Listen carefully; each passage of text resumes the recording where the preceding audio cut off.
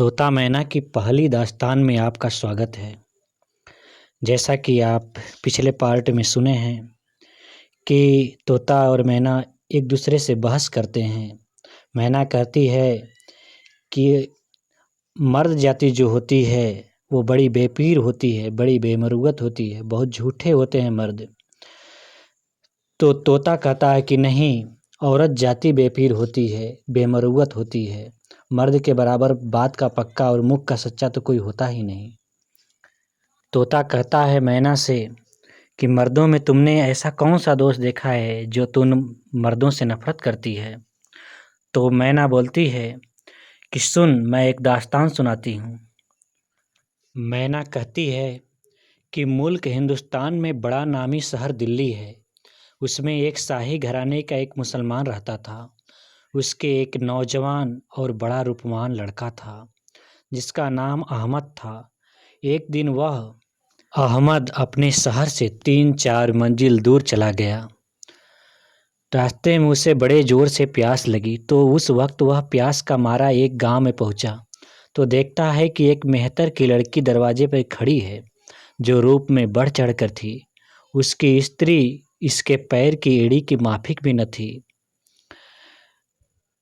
उसे देखकर वह बेहोश होकर जमीन पर गिर पड़ा और आहें भरने लगा। उस समय अहमद को गस खाकर गिरता देख बहुत से आदमी उसके पास इकट्ठे हो गए। उसके मुंह में पानी डालने लगे। जब अहमद को होश आया तो वह अहमद यह शेर पढ़ने लगा। शायरी इस प्रकार है। झलक दिखा के मुझे दिलवर ने लूट लिया, बचा निगाह से शर्मो हया ने लूट लिया। पड़े हजारों ही मिजगान तीर के घायल, मुझे तो आबरुओं की जोरी जफा ने लूट लिया। खुदा के वास्ते रहम कर अब तो ऐ संग दिल, निगाहें सोख कई खानदान किए बर्बाद। मुझे तो काफिरे जुल्फे बूतों ने लूट लिया, मुझे तो काफिरे जुल्फे बूतों ने लूट लिया। जब थोड़ी देर बाद वह होश में आया तो तब सब लोग पूछने लगे कि मियाँ साहब आपको क्या हो गया। यह बात लोगों की सुनकर वह बड़े जोर से आहें भरने लगा और यह शेर पढ़ने लगा। इस प्रकार शेर है कि न छेड़ो हमें दिल दुखाए हुए हैं, जुदाई के सदमे हम उठाए हुए हैं। बूतों ने जलाया हमें गजब की सूरत, खुदा से हम अब लौ लगाए हुए हैं। भला कत्ल के वक्त तड़पूं मैं क्यों कर, वह जानूं मैं सीना दबाए हुए हैं। शहीदों की लाशों पे बोला वो कातिल, ये सब खून से क्यों नहाए हुए हैं। इसके बाद वह अहमद यह शेर पढ़ने लगा। डरता हूँ जुदा मुझसे मेरा यार न हो जाए, ऐ जिंदगी कहीं मेरी दुश्वार न हो जाए। दफनाइयो न हरगिज मेरी लाश को यारों, जब तक जनाजे पर मेरा यार न आ जाए। जल्दी से पिला साकी मुझे वस्ल की दारू, रुखसत कहीं दुनिया से बीमार न हो जाए। दोनों शेर अहमद अली के सुनकर लोगों ने जाना कि मेहतर की लड़की पर आशिक हुआ है। यह बातें जानकर सब लोग अहमद अली को समझाने लगे कि मियाँ साहब जरा होश में आओ, क्योंकि आप जाति के मुसलमान हो और यह जाति के मेहतर है। आपको इश्क में ऐसा गिरफ्तार न होना चाहिए, क्योंकि यह हुस्न और जवानी 4 दिन के मेहमान है। जैसा कि कवि ने कहा है कि सदा न फूले तोरई सदा न सावन होय, सदा न यौवन स्थिर रहे सदा न जीवे कोय, सदा न जीवे कोय। इसलिए मियाँ साहब जरा अपना होश संभालो और इस बात के ख्याल में न पड़ो। यह बात सुनकर फिर आह भरकर बोला अहमद अली, ऐ भाइयों, मुझे दीन ईमान से कुछ काम नहीं है। मैं इस हूर के बगैर जिंदा नहीं रह सकता। आप लोग इसके माता पिता से कह दो कि या तो वह इसके साथ मेरी शादी कर दें, नहीं तो मैं यहीं इसकी इश्क में जान दे दूंगा। यह कहकर लंबी सांस लेकर फिर दोहा कहने लगा। हाय दई कैसी भई अनचाहत के संग, दीपक को भाए नहीं जल जल मरे पतंग, जल जल मरे पतंग। अहमद अली की बात सुनकर एक आदमी ने जाकर यह सब हाल मेहतर को जाकर कहा। वह बेचारा सुनकर अहमद अली के पास आया और मिन्नत के साथ कहने लगा, अय मियाँ साहब, ज़रा सोच समझकर बात करनी चाहिए, क्योंकि आप जाति के सैयद हैं और मैं जाति का मेहतर हूँ। आपके साथ मेरी बेटी की शादी नहीं हो सकती। अगर आप हमारी लड़की से शादी करेंगे तो आप अपनी जाति बिरादरी में किसी काम के नहीं रहेंगे। इस तरह मेहतर ने ऊंच नीच बातें कहकर बहुत समझाया, लेकिन मियाँ साहब के दिल में एक ही लौ लगी थी। आखिर लाचार होकर मेहतर ने अपनी लड़की की शादी अहमद अली के साथ कर दी। फिर तो मियाँ अहमद मेहतर की लड़की में ऐसी मोहब्बत बढ़ी कि अहमद के सिवा उस औरत को दुनिया में कोई नज़र नहीं आता था। इसी तरह ऐशो आराम से दिन कटते रहे। अहमद अपनी औरत से कहने लगा, हम अपने वतन को चलते हैं। अगर आपके माँ बाप राजी हों तो तुम्हारी विदाई कर दें मेरे साथ। तब उस नारी ने सब हाल अपने माता पिता से कहा। वो मेहतर ने बहुत खुशी से अपनी बेटी और जमाई को बहुत सा धन आभूषण देकर विदा कर दिए। मियाँ साहब औरत को लेकर अपने वतन को रवाना हुए। कितने ही दिनों के बाद उसका वतन एक मंजिल रह गया। तब अहमद ने अपने दिल में सोचा, मैंने बड़ा जुल्म की बात की। जरा सी खूबसूरती देखकर जो दीन ईमान खो दिया। अब मेरे पिता माता जो उनको यह बात पता होगी तो मुझसे क्या कहेंगे। इससे बेहतर है कि इसको यहीं कत्ल करके कुएं में डाल दूं। यह बात मन में सोचकर रात को जब वह नारी सो गई तो मियाँ साहब ने छुरियों से काट कर कुएं में डाल दिया। खुद सब जेवर सामान लेकर वतन को रवाना हुए। जब वह मकान पर पहुंचा तो उसके माता पिता ने पूछा, बेटा, हम तो तेरे लिए बड़ी फिक्र में थे, तू इतने दिन कहाँ था? तब मियाँ साहब ने कहा, मुझे एक अमीर ने नौकर रख लिया था, सो मैंने उनसे छुट्टी लेकर आया हूँ। यह बात बेटे की सुनकर माता पिता खुश हुए।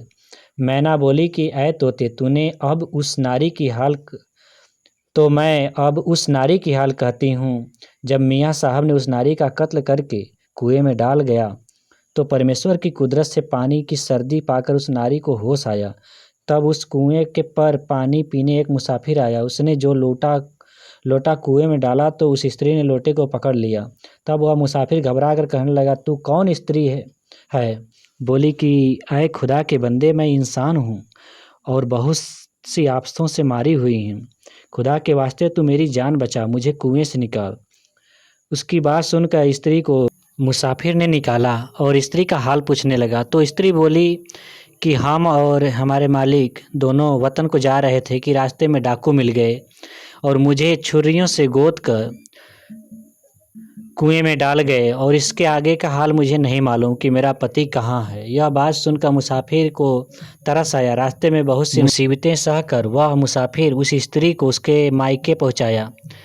बेटी की ऐसी घायल दशा देखकर छुरियों से घायल देखा तो माता पिता रोने लगे और पूछने लगे, यह किसने किया? तो वह स्त्री अपने पति का दोष छुपाकर जो मुसाफिर से बात कही थी वही बात अपने माँ बाप से भी कह दी। ऐ बेटी, उस प्रभु को याद कर जिसने तेरी जान बख्शी है। ऐसा माता पिता ने कहा और बहुत समझाया। बस खुदा तुझ पर मददगार होगा, तेरा खादिम भी मिलेगा। ऐसा समझा कर वह मरहम पट्टी करने लगे। प्रभु की कृपा से बहुत जल्दी ही वह स्त्री ठीक हो गई। फिर मैना बोली, हे तोते, अब थोड़ी सी बात उस बेईमान आदमी की कहती हूँ, ध्यान देकर सुन।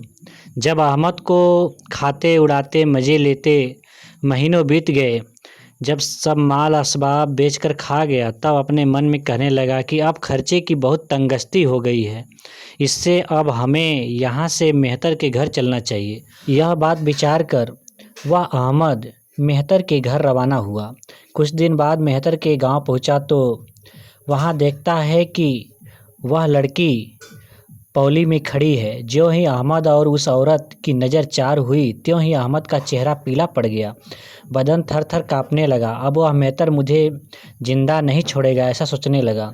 इस कदर जब मियाँ को घबराया हुआ देखा तो औरत कहने लगी, ए बेईमान सैयद, मैं तुझ जैसी कम अक्ल नहीं हूँ। मैंने आज तक तेरी बदी को माँ बाप से जाहिर नहीं किया है। अब तो किसी बात की फिक्र मत कर। ये बात मेहतर की लड़की की सुनकर अहमद बड़ा शर्मिंदा होकर औरत से कहने लगा, जो कसूर हुआ है उसे तू माफ़ करो। तब वह बोली कि अब तू अंदर जाओ। जब वह घर के अंदर पहुंचा तो सास ससुर ने उसे आते देखकर छाती से लगा लिया और कहने लगे कि धन्य है वह ईश्वर जिसने कि कई दिनों बाद तेरी सूरत हमको दिखाई। इस तरह की बातें करके उसकी मेहमानी की, बड़ी खातिरदारी हुई। 2 दिन बीतने के बाद औरत से अहमद ने कहा, अब अपने वतन चलना चाहिए। तब फिर उस औरत ने कहा, मुझे तो आपके साथ चलने में डर है, लेकिन फिर भी पहली सी दगा तो नहीं करोगे? यह सुनकर अहमद ने कहा, तेरे और मेरे बीच में खुदा जामीन है। तब औरत ने अपने माँ बाप से विदा मांगी तो उन्होंने बहुत सारा जर जेवर देकर विदा किया। तब अहमद अली भी विदा होकर चल दिया। एक बियावान जंगल में पहुंचा तो वहां इसने वही बातें विचार उस औरत को वही हाल किया जो पहले कर चुका था। अतः उसे छुरियों से गोद कर माल असबाब लेकर अपने वतन को चंपत हुआ। इधर छुरियों से घायल होकर वह स्त्री तड़प रही थी। दैवयोग से उसी गांव का एक मेहतर उसी रास्ते से आकर होकर चला जा रहा था। उस पर नज़र पड़ी तो उस बेचारी ने कुल हाल रोकर कहा सुनाया। मेहतर ने पहले तो बड़ा अफसोस किया और उस लड़की को धीरज बंधाकर उसके घर पहुंचा दिया। इतना किस्सा सुनाकर मैना बोली कि हे तोता, जब से यह दास्तान सुनी हूँ तब से मैं मर्दों से अपना साया बचाए रखती हूँ। ये बात मैना की सुनकर तोता कहने लगा कि ऐ मैना, तू बात सच कहती है, मगर दुनिया में सभी मर्द एक जैसे नहीं होते और न ही सभी औरतें एक जैसी होती हैं। मैना, अगर तू कहे कि औरत नहीं मर्द बेपीर होते हैं तो यह सुन, एक दास्तान मुझे याद आ गई। तो दोस्तों, तोता का दास्तान सुनने के लिए चैनल को सब्सक्राइब कर लें और अगले भाग का इंतजार करें। धन्यवाद।